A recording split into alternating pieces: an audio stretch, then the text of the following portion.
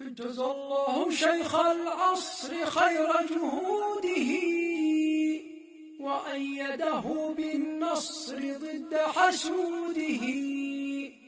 وهل كان عند الشيخ يحيى لحاقد دراهم حتى يشتكي من جحوده؟ فذو الفضل محسود كثير خصومه ويزداد نفح الطيب في حرق عوده.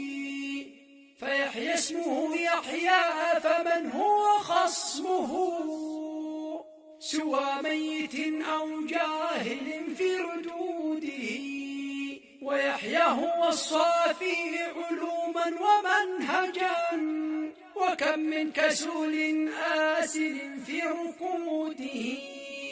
أقاضهم منه ثبات ودعوة كذاك ابن هادي شيخه في عهوده. طريق رسول الله يا قوم بين سواه مساعي خنزب وجنوده.